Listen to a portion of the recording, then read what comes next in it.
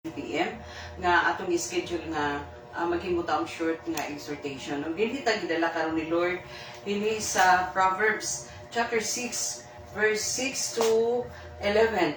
Atong basahon dinhi ningon diri, go to the ant, you sluggard, consider her ways and be wise, which having no captain, overseer, or ruler, provides her supplies in the summer and gathers her food in the harvest. How long will you slumber, O sluggard?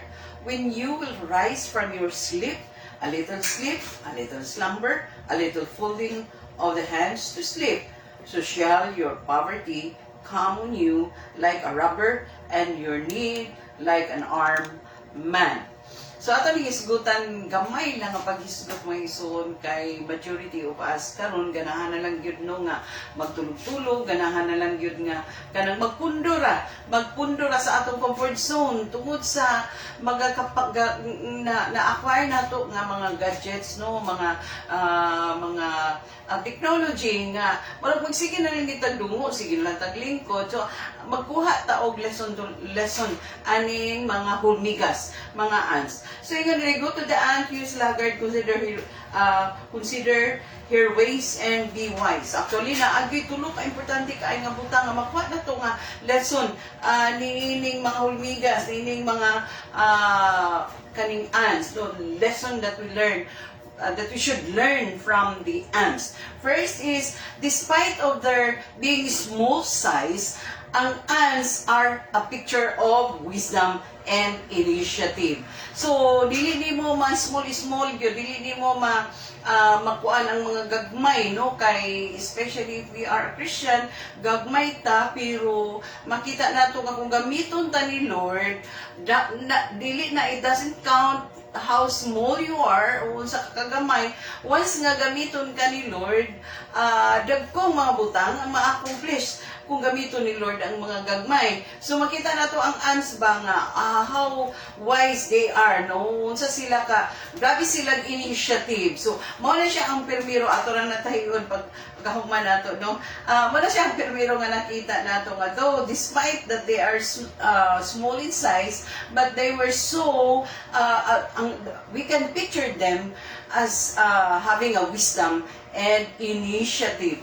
Then the second is ang ant bitaw can be able to colonize and create a community, no, and reach a big population. Makita nato, no, in just a short span of time. Kaya kung makita nimo ang hulmigas pag naay pagkaon din natagak, kadyo tra kayo as a short span of time or seconds or minutes, makita nimo nga daghan na nagdampuog dayon nga mga hulmigas. So inaana sila, they can always create a community or they can colonize as an area, or they can reach a big population, no, in just a short span of time. Makita nato nga kung kita mga Kristohano, no, kanang magpugi lang gyud ay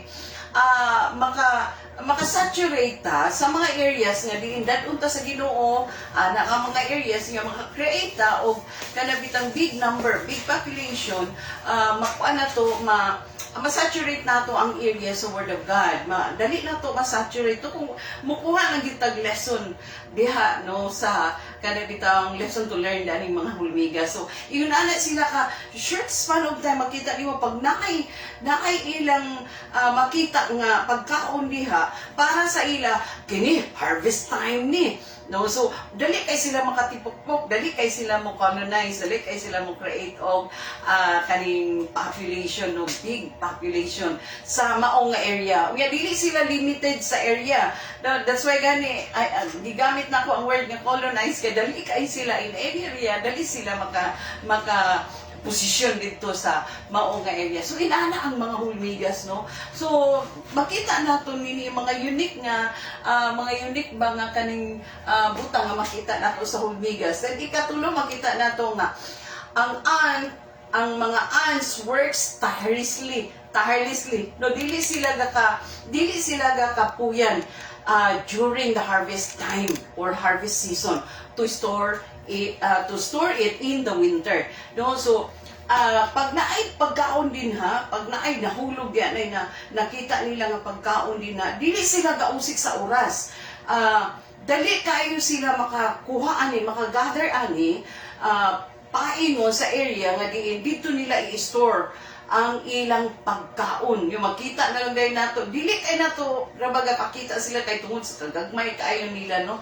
Pero there are plenty of lesson to learn nga makita nato sa mga hulmigas. Though makita nato no nga though they do not have a chief, they do not have a captain, they do not have an officer and ruler, but maglinya na sila, kung makalinya sila, makaparade sila, so sa ka-area nga diin mag-gather sila, mag-harvest sila, mag-gather sila ng mga pagkaon nga kanang nangahulog sa kaning salog, ay inaana sila ka kuan kaayo, inaana sila ka sani kanang inaana ka strong ang ilang initiative, no? Inaana ang mga hulmigas. So makita nato ba nga kung ang mga Kristohanon lang di ay like an ants, no, nga gagmay pero kuan sila, systematic sila nga maghimo sa mga buluhaton.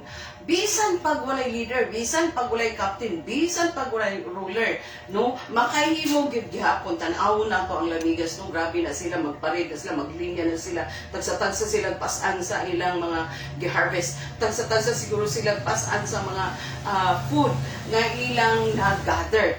Aron nga magpreparar sila sa winter season. No, so mo man na siya ang purpose nga nung inaana ang mga lamigas nga gagather sila during harvest time preparing for the winter season. So dapat ingon ani ang mga tao kung inaana manggaling ang hulmigas, dapat ang mga tao ingon ani pud ang mga tao, especially if we are a Christian. Dili kita magtulog-tulog kun ingon di sa verse 10, oh, a little sleep, a little slumber, a little folding of the hands and to sleep. So shall your poverty come on you like a robber and you need and your need like an armed man. So dili gyud dapat magtapol-tapol di ay tal, especially if we are a Christian unya kani kabaluta nga dunay mga buluhaton nga gisangon sa atong abaga, gisangon ni Lord. So makita nato in short, o kung atong kanang i-shortcut, no, ang atong makita nga lesson to learn sa mga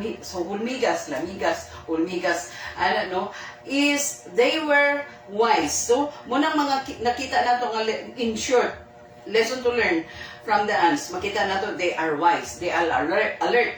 They were alert, no? And they were hardworking and responsible. Muning upat ka unique nga talent or unique nga siya tawag ani personality sa hulmigas nga dapat kuhaan nato og kanang lesson. Kita nga mga tao, no, nga they were wise, they were alert, and they were hardworking, and they were responsible enough. So, kita mga ison, kay dili na rabata pa kakuan na yun, kay magsige na lang taglingkod, magsige na lang tag-folding sa atong hands, sige na tagtutok sa atong mga gadgets, o wala na'y trabaho nga mahimo. Kay kung gikapoy na ta, matulog naman lang din ta, kay gikapoy na ta sa atong mga gadgets. So, kabalo ko nga daghan kay karon, no? Wala giganay ani nga shoot nga exhortation. Pero diya ratataman mo ginaot nga natay nakudlo karon sa gisgutan nato sa Proverbs chapter 6 verse 6 to 11 that talks about the ants, no, nga ay inaana ang atong dapat kwaon nga lesson to learn sa mga hulmigas. Amen. God bless us all until next Monday between 6 to 7 p.m.